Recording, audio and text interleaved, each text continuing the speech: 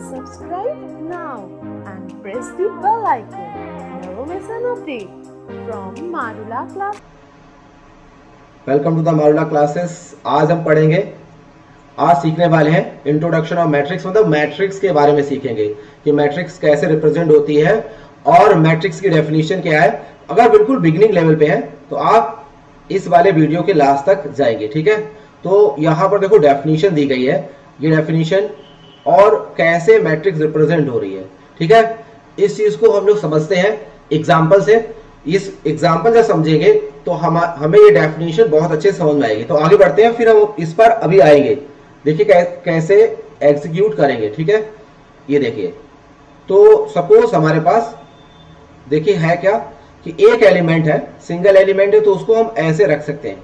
देखिए अगर हमारे पास दो एलिमेंट हो तो अगर हमें रखना हो तो या तो ऐसे रख पाएंगे, है कि नहीं, या फिर ऐसे रख पाएंगे, ठीक। अगर हमारे पास तीन एलिमेंट हो तो तीन एलिमेंट हो तो ऐसे। तो देखो ये रो वाइज है, क्या है, रो वाइज चल रहे हैं हम लोग। अगर हम ऐसे रखें तो ये कॉलम वाइज है, ठीक है। तो यानी कि रो और ये क्या है, कॉलम वाइज, कॉलम, ठीक है। अब हमारे पास अगर फोर एलिमेंट हो तो ए बी सी डी, हम केवल रो वाइज बढ़े। ऐसे अगर जाते हैं ए बी सी डी, हम कॉलम वाइज गए। और देखो एक और तरीका, चार एलिमेंट में हमारे पास क्या आया, ए बी सी डी। तो हम यानी कि रो वाइज ये क्या है, रो वाइज जो है इधर भी जा सकते हैं, और जब इधर बढ़ते हैं तो ये है कॉलम वाइज। अभी आगे देखेंगे अभी कि कॉलम और रो को अच्छे से रिप्रेजेंट करना सीखेंगे, ठीक है।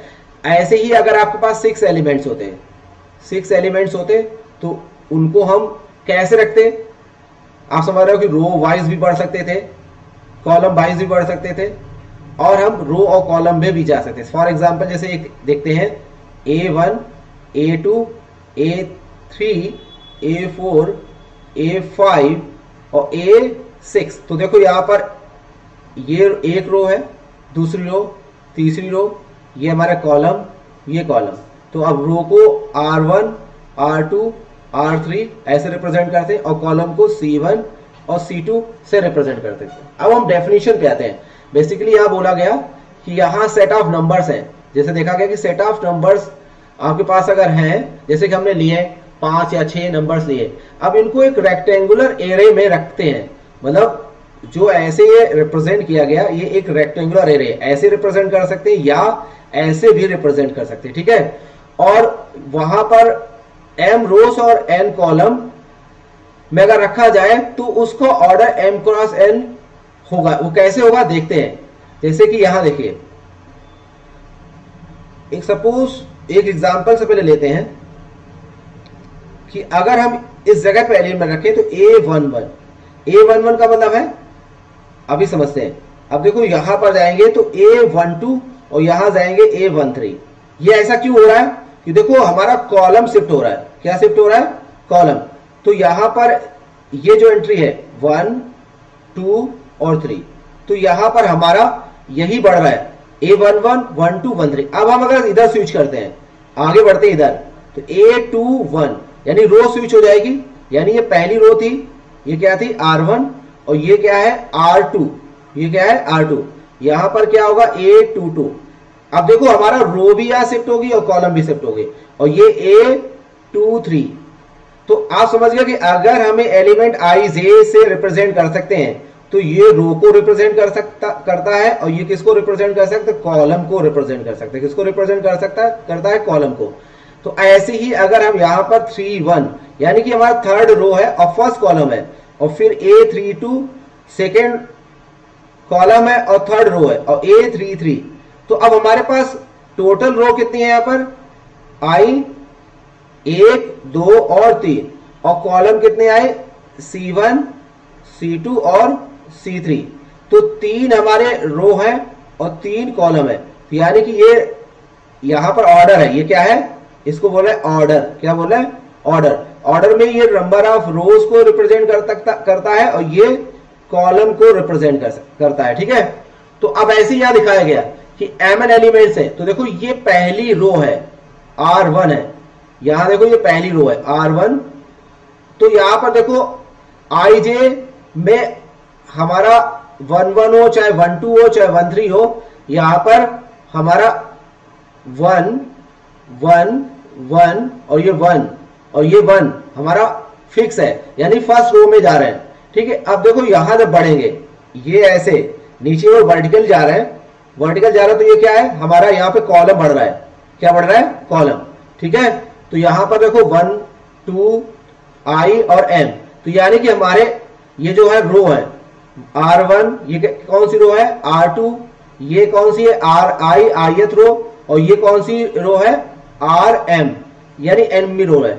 अब यहां पर देखो ये कौन सा है C1 कॉलम है, C1, ये क्या है C2 कॉलम है, ये कौन सा है C3 कॉलम है। यानी कि अगर इस कॉलम में जाएंगे तो ये हमारा कांस्टेंट रहेगा, यानी ये एंट्री ये हमारा कांस्टेंट रहेगा कि थर्ड कॉलम में जा रहे हैं। अब सपोज यहां पर अगर बढ़ते हैं, इस वाले में बढ़ के देखते हैं, तो यहां पर देखो हमारा क्या ये फिक्स है, यानी कि हम कॉलम में, अगर ये फिक्स है तो jth कॉलम में है। और देखो अरे ये शिफ्ट हो रहा है 1 2 I M, यानी कि हमारी रो शिफ्ट हो रही है। अगर हम ऐसे बढ़ रहे हैं तो हमारी देखो रो फिक्स है, ऐसे हमारी रो फिक्स है। तो ये इसीलिए इनको बोला गया रो। जब ऐसे बढ़ते हैं रो हॉरिजॉन्टल बढ़ रहे हैं तो रो, और जब हम वर्टिकल जा रहे हैं नीचे की ओर तो हमारा है कॉलम। तो सबसे पहले आती है रो, तो रो हमारी कितनी है M, और कॉलम हमारे कितने हैं N, तो M क्रॉस N इसका ऑर्डर हुआ। ठीक है, तो अब आप रिप्रेजेंटेशन समझ गए होंगे। जैसे कि अगर आपको एक ऑर्डर दिया गया कि मैट्रिक्स आपको रिप्रेजेंट करनी है, आपको मैट्रिक्स रिप्रेजेंट करनी है, ऐसे बॉक्स बनाएंगे, और अब आपको दिया गया कि 2 क्रॉस 3, तो देखो इसको कैसे रिप्रेजेंट करेंगे। यानी कि हमारे जो बॉक्स होगा रेक्टेंगुलर एरे होगी, उसमें रो कितनी होगी, रो होगी हमारी 2, और कॉलम कितने होंगे हमारा 3 होगा। इसको समझते हैं। तो देखो रो हमारी कितनी है 2 है, तो सबसे पहले हमारा देखोगे A11, ठीक है A11, और कॉलम हमारे कितने 3 हैं, तो A11 A12 A13, पहली रो हमारी क्रिएट हो गई। अब R1, अब जो कॉलम भी ध्यान रखें 3 कॉलम है, तो यहां पर एक रो में 3 कॉलम हुए C1 C2 C3। अब दूसरी रो एक और क्रिएट करनी, कौन सी होगी A। अब देखो दूसरी रो में 2 है, पहला कॉलम 1, अब यहां पर देखो दूसरी रो है और दूसरा कॉलम है, यहां पर क्या है दूसरी रो और तीसरा कॉलम। आप समझ गए होंगे। तो ये जैसे A23 एलिमेंट है, तो यहां पर आप इसके सफिक्स को देख के आप पहचान सकते हैं कि 2 है तो मतलब दूसरी रो है, सेकेंड रो चल रही है, और ये हमारा क्या है 3 का मतलब है थर्ड कॉलम है, थर्ड कॉलम। तो आप टोटल गिन लीजिए हमारी रो कितनी है 2 है, तो 2 रो हुई, और कॉलम कितने 3, तो 2 क्रॉस 3 को ऐसे रिप्रेजेंट करेंगे। तो अगर हमने देखो अगर ऐसे लिखा कि A बराबर AIJ और 3 क्रॉस 3, ठीक, तो देखो इसको ऐसे रिप्रेजेंट कर सकते हैं। कैसे रिप्रेजेंट करते हैं वो हम आगे देखते हैं। कि अगर ऐसे दिया गया देखो, तो हम क्या करते हैं कि एक बॉक्स क्रिएट करते हैं, तो पहले ऑर्डर में पता चलना चाहिए। जैसे A बराबर AIJ, अगर हमें 3 क्रॉस 3 दिया गया, तो सबसे पहले हम इस ऑर्डर को देखते हैं। किसको देखते हैं? इस ऑर्डर को। ऑर्डर से हमें पता चलता है कि हमारे पास इस बॉक्स में वो कितनी एंट्रीज और कैसे रखने वाले हैं। तो 3 क्रॉस 3 का मतलब है कि हम 3 रो क्रिएट करेंगे, R1, दूसरी रो क्या होगी R2, और तीसरी क्या होगी R3। ठीक है, क्रिएट हो गए। अब यहां पर हमारा क्या कॉलम भी हमारे कितने C1 होगा, यहां कॉलम क्या होगा C2 होगा, और यहां कॉलम होगा C3 होगा। सपोज अगर हम अगर ऐसे करते यहां पर AIJ, और अगर हम यहां पे 3 क्रॉस 2 कर देते, क्या करते 3 क्रॉस 2, तो अब हमारे एरे में 3 क्रॉस 2 का मतलब है कि हमें 3 रो क्रिएट करनी है, R1 R2 और R3, और कॉलम हमें 2 ही क्रिएट करने हैं। ठीक है, तो देखो इसको पहले भरते हैं। तो यहां पर रो कॉलम, तो देखो रो 1 है और कॉलम भी 1 है, तो A11 आएगा। अब देखो यहां पर जाएंगे तो रो हमारी देखो 1 है और कॉलम 2 है। देखो ये दिख रहा है रो 1 और कॉलम 2, तो A12। अब देखो यहां रो 1 है, A1 और कॉलम 3 है। ठीक है, यहां पर क्या है ए, अब देखो रो कौन सी है, 2 है, कॉलम हमारा कौन सा 1 है। अब यहाँ पर ए रो हमारी 2 है और कॉलम भी 2 है, A22। यहाँ पर देखो रो कौन सी है, हम 2 दूसरी रो में चल रहे हैं और कॉलम हमारा क्या है 3 है। और यहाँ पर अब आप क्रिएट कर सकते हैं A31 A32, क्यों, क्योंकि थर्ड रो में जा रहे हैं और कॉलम हमारा कौन सा दूसरा है, यहाँ पर A33। ठीक है, तो अगर हम इसको टारगेट करते हैं, इसको टारगेट करते हैं, तो ये अगर हम हॉरिजॉन्टल बढ़ रहे हैं तो यानी कि हम रो कांस्टेंट है, रो क्या है यहाँ पर कांस्टेंट है, कांस्टेंट है, तो हमारा जो सफिक्स होंगे उनमें से रो वाला हमारा कांस्टेंट होगा, तो कांस्टेंट है। ठीक है, अगर हम इधर बढ़ गए वर्टिकली, कहीं बढ़ गए, कहां बढ़े वर्टिकली, तो सपोज जैसे वर्टिकली यहां बढ़ते हैं, इधर बढ़ते हैं वर्टिकली, तो अब हमारा वर्टिकल में कॉलम हमारा फिक्स है जो दूसरा कॉलम है, तो हमारा जो लास्ट वाली एंट्री होगी ये, जैसे ये, तो ये देखो कांस्टेंट हमारी होगी, इससे पता चलता है कि हम कॉलम पे बढ़ रहे हैं। ठीक है, और रो वाली एंट्री जैसे 1 2 और 3 वेरी हो रही है, तो हमारा रो वेरी हो रहा है। ठीक है, तो ऐसे यहाँ पे अब 3 क्रॉस 2 को फटाफट भरते हैं, कैसे भरेंगे, हमारी रो 3 है और कॉलम 2 है, तो A11 और A12 ही आएगा। यहाँ क्या होगा A21 A22 ही आएगा, A23 1 आएगा और A32 आएगा। तो अब हम किसी भी मैट्रिक्स को उसके ऑर्डर को देखकर हम डिसाइड कर सकते हैं और मैट्रिक्स को रिप्रेजेंट कर सकते हैं। तो यहीं पर ये दिया गया था मैट्रिक्स की डेफिनेशन कि अ सेट ऑफ नंबर्स जो रियल या इमेजिनरी कुछ भी हो, arrange in the rectangular array, जो रेक्टेंगुलर एरे दिखाई गई है जहां पर m रोज और n कॉलम अगर क्रिएट किए गए, अगर रोज m होगी कॉलम n होंगे, तो उसका ऑर्डर mn होगा और एलिमेंट्स mn होंगे एलिमेंट्स। अगर हम देखो कैसे कि अगर हमारे पास 6 एलिमेंट है, कितने एलिमेंट है, सपोज अब हम थोड़ा सा आगे बढ़ सकते हैं कि एलिमेंट्स वी हैव एलिमेंट्स 6, तो क्या क्या हमारे पास हो सकता है, एक हम क्रिएट कर सकते हैं मैट्रिक्स किस ऑर्डर की, 1 क्रॉस 6।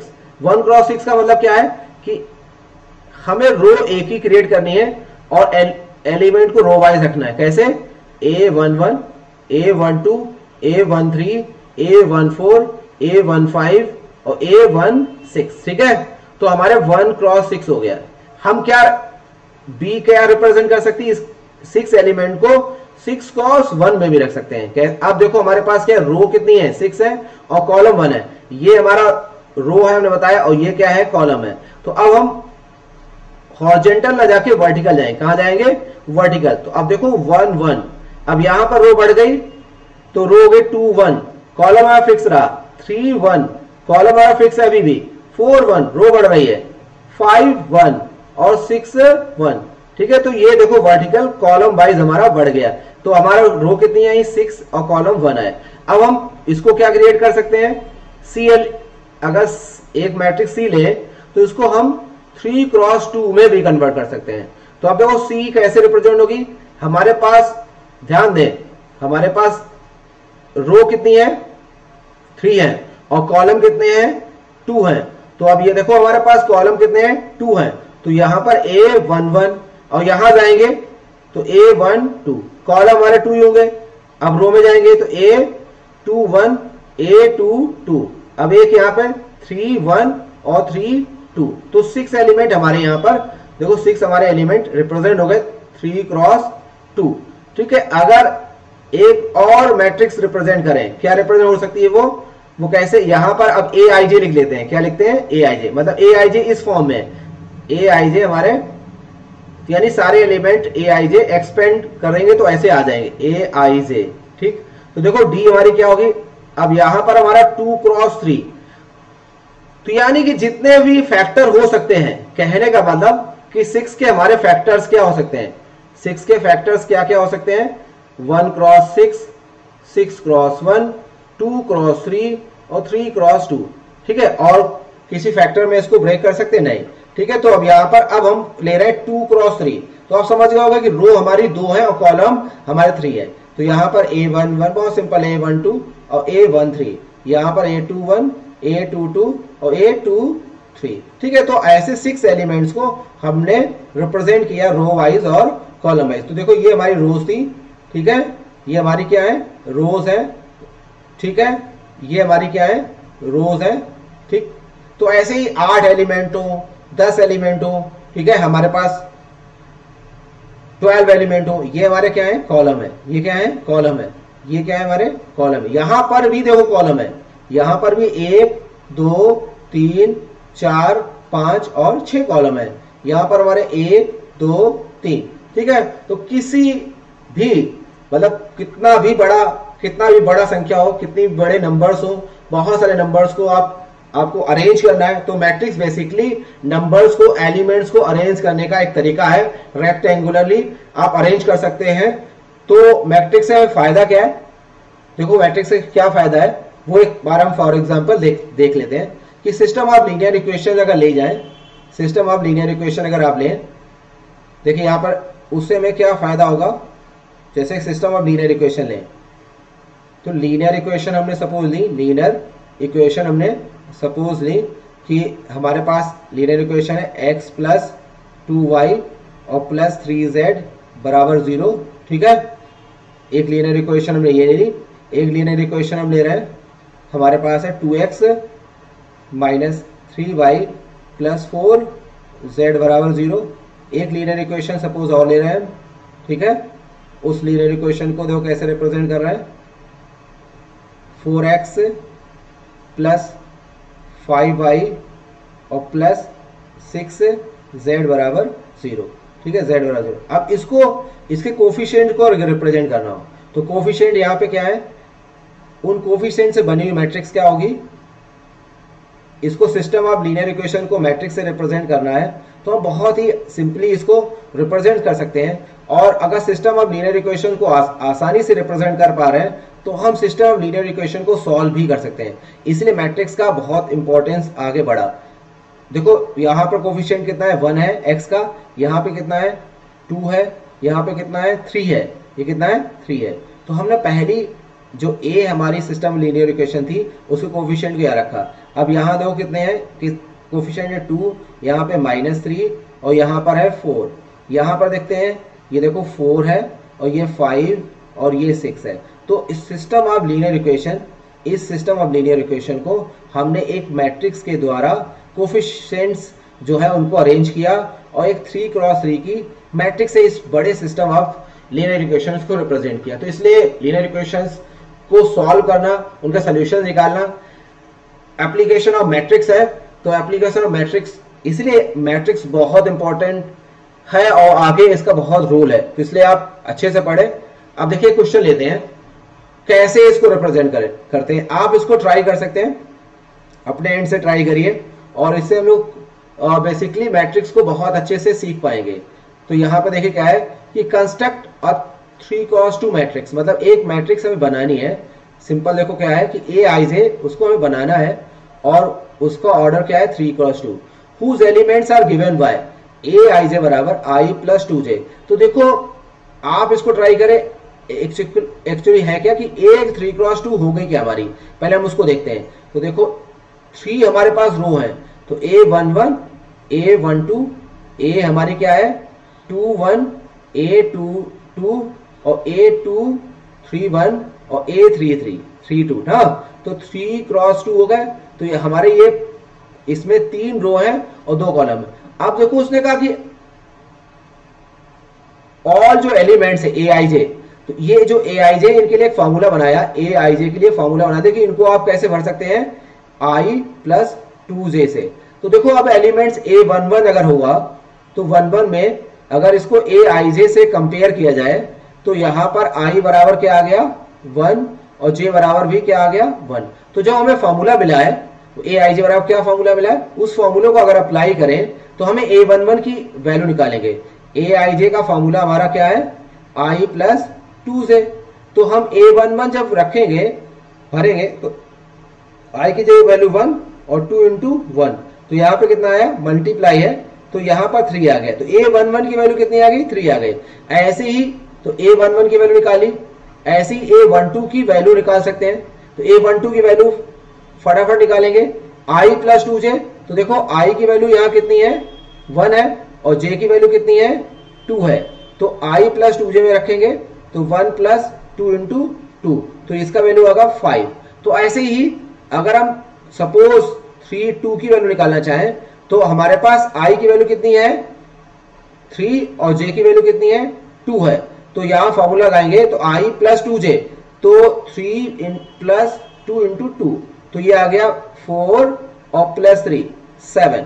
तो कंस्ट्रक्शन के बाद क्या होगा, कैसे कंस्ट्रक्शन हम करेंगे इस मैट्रिक्स का, मैट्रिक्स हमारी क्या बन जाएगी, तो A11 हमारा क्या हो गया, जो A11 है वो हमारा कितना आ गया 3 आ गया, ठीक है। A12 निकालेंगे तो यहां 1 और 4 5 हो जाएगा ना, ठीक है। A21, तो देखो A21 जब निकालोगे तो i की वैल्यू यहाँ 2 रखोगे और j की वैल्यू 1 रखोगे, तो 2 प्लस 2 4 आएगा यहाँ पे, ठीक है। और A22, तो j की वैल्यू 2 और i की वैल्यू 2, तो 2 प्लस 4 6 आ जाएगा।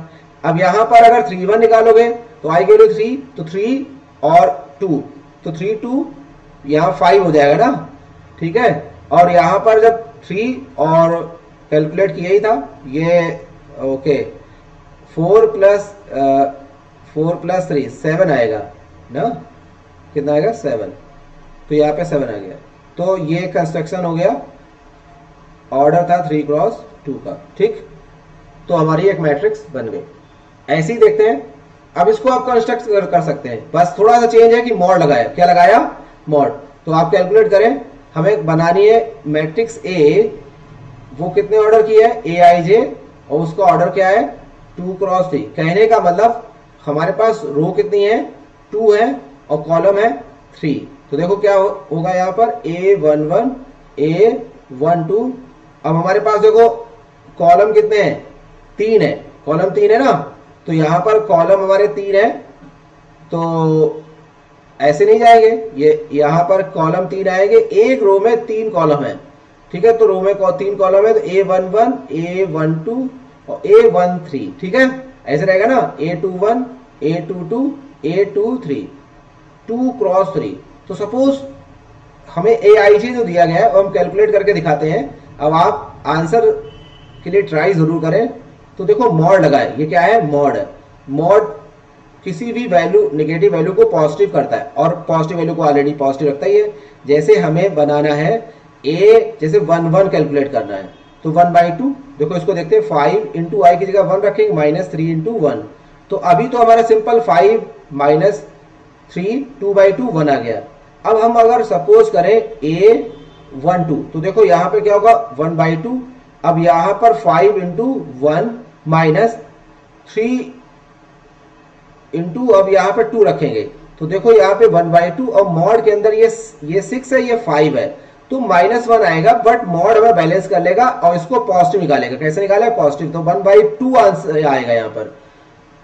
बात समझ रहे कि नहीं। तो ऐसे ही अगर हम एक कैलकुलेट वैल्यू करते हैं A23, तो 23 में 1/2, देखो कैसे कैलकुलेट होगा, 5 में कितना रखा जाएगा 2 माइनस, अब 3 में कितना 3, समझ रहे ना, i की जगह कितना 2 और j की जगह 3।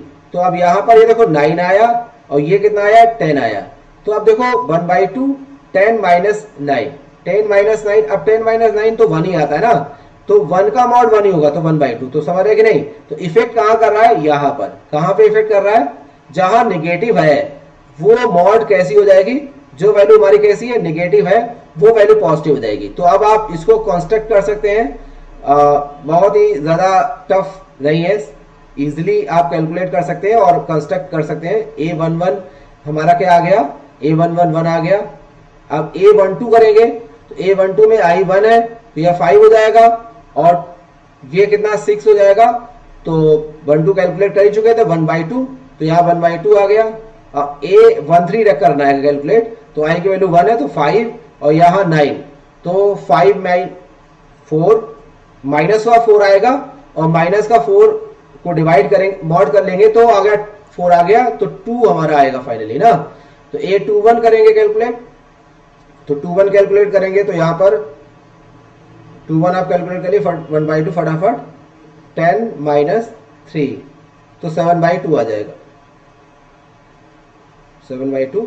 और A22 कैलकुलेट करेंगे, तो 1/2 10 माइनस, ठीक है, कितना आएगा 6, तो 4/2 दैट इज 2 आ गया, ठीक। और एक 3 कैलकुलेट कर चुके थे 1/2, तो ये हमारा 2x3 की मैट्रिक्स कंस्ट्रक्ट हो गई, ठीक है। आगे देखते हैं नेक्स्ट। अब देखो यहाँ बोला गया है कि ट्राई करें आप क्वेश्चंस को। A matrix has 12 elements, what are the possible order it can have.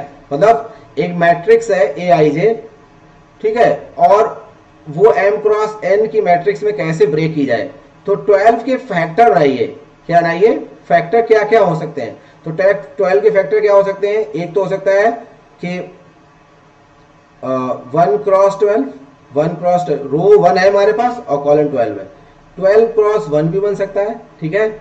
और क्या बन सकता है भाई, बताइए भाई, 2x6 बन सकता है, एक हमारा 6x2 बन सकता है, एक हमारा 3x4 बन सकता है, एक हमारा क्या बन सकता है, 4x3 बन सकता है ना। तो ये सारे ऑर्डर बन सकते हैं, मतलब कैसे, 1x12 तो रो वाइज बढ़ेंगे, यहां पर क्या बढ़ेंगे 12x1, ठीक।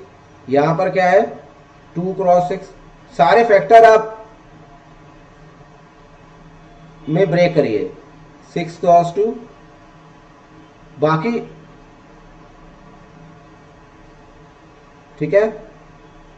यहां पर हाँ 6x2 हो गया, 3x4, ये 4x3 है और ये यहां पर 3x4, ठीक। यानी कि अगर इसको एक्सपेंड करेंगे तो समझ गए होंगे, 3 हमारे पास इसमें 3x4 में कितनी रो है हमारे पास, 3 रो होंगी। तो 1 रो, 2 और 3, तो हर रो में हमारे पास जो कॉलम वाइज हम जाएंगे तो कॉलम वाइज क्या होंगे, कितने कॉलम होंगे, 1 2 3 और 4, तो 3x4 की एक मैट्रिक्स बन जाएगी, ऐसे सारी मैट्रिक्स बन जाएगी, ठीक है। तो आगे देखते हैं, यहां पे बोला कि right the order of the following matrix. तो आप ट्राई करें, फर्स्ट सेकेंड थर्ड 3 क्वेश्चन आपको दिए गए हैं, आपको ऑर्डर देखना है कि क्या है, पहले का ऑर्डर क्या है, दूसरे का ऑर्डर क्या है। तो देखो यहाँ पर पहले हम लोग देखते हैं रो कितनी है, इसमें रो कितनी है, 1 और 2 हमारे पास रो है, ठीक है। तो यहाँ पर तो 2 रख देंगे, ठीक है। और हमारे पास कॉलम हम वर्टिकली काउंट करते हैं, कॉलम कैसे काउंट करते हैं, वर्टिकली। तो 1 2 3 और 4, तो हमारे पास क्या हुआ 2x4, ठीक। अब हमारा देखो यहाँ पे रो कितनी है, 1 2 3, तो 3 यहाँ लिख दिया, ठीक है।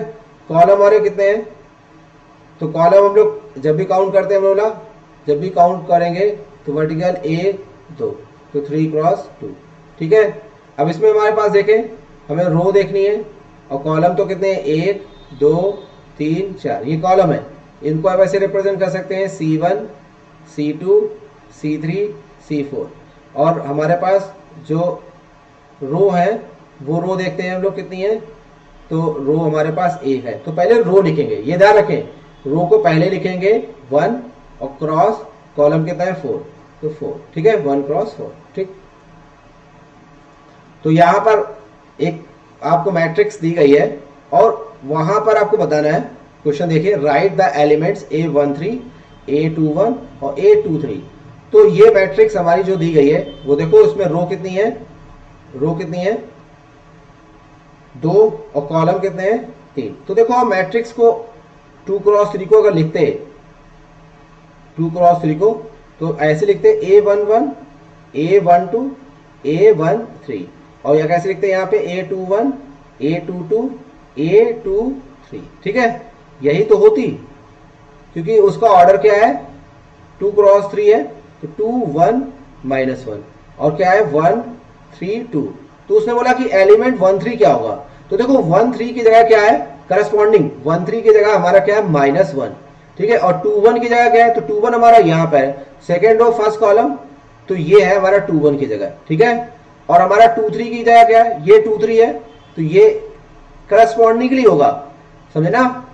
कभी भी एलिमेंट्स को मैच कराएंगे तो हम करस्पॉन्डिंग मैच, मतलब ये वाला एलिमेंट इसी से मैच होगा, क्योंकि ये 1 3 है, फर्स्ट और फर्स्ट कॉलम, ये भी 1 3 है, ये 2 3 है, तो ये भी 2 3 है, और ये हमारा 2 1 है, तो ये भी 2 1 होगा। तो हमारी वैल्यूज एक बार मैच करा लेते हैं कि हमारा 1 3 क्या होगा इस मैट्रिक्स में, 1 3 है -1। अगर हम 2 1 की वैल्यू देखें तो 2 1 की वैल्यू है 1 है, और a 2 3 की वैल्यू है 2। ठीक, तो इंट्रोडक्शन ऑफ मैट्रिक्स में हमने देखा कि मैट्रिक्स की डेफिनेशंस बेसिकली है क्या, अरेंजमेंट्स है, बहुत सारे एलिमेंट्स हो, mn एलिमेंट्स हो, उनको आप रेक्टेंगुलरली अरेंज करते हैं रो और कॉलम वाइज। तो इंट्रोडक्शन ऑफ मैट्रिक्स, डेफिनेशंस और एग्जांपल्स के थ्रू हमने इस टॉपिक को कवर किया। कैसा आपको लगा ये अब आप पर है, आपके फीडबैक पर है। आप कमेंट्स और लाइक कर सकते हैं, और हमसे जुड़ने के लिए आप इस चैनल को सब्सक्राइब जरूर कर लें, क्योंकि हम लोग बेसिक कोर तक जाते हैं, और अगर आप कोई भी टॉपिक आप उठाएंगे तो आपको बिल्कुल अच्छे से समझ में आएगा। तो मैट्रिक्स के सारे वीडियोस यहाँ पे हम अपलोड कर रहे हैं, तो आप बने रहिए मारूला क्लासेस को। आप समझ रहे हैं ना? ठीक है, इतने ही रखते हैं।